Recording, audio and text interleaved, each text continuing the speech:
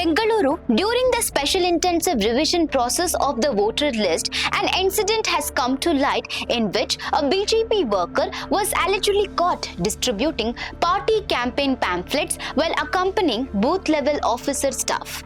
According to reports, a BJP BLO had accompanied the booth-level officer who had arrived to carry out the voter list revision process. It is alleged that the BJP worker also carried BJP campaign pamphlets during the exercise. The matter came to attention when Congress workers intervened and questioned his actions.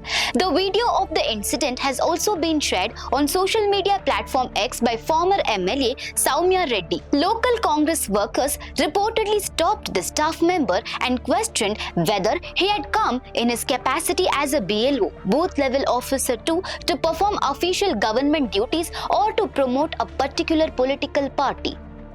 They also pointed out that the pamphlets reportedly carried photographs of BJP leaders and were being distributed along with official SIR voter list revision forms.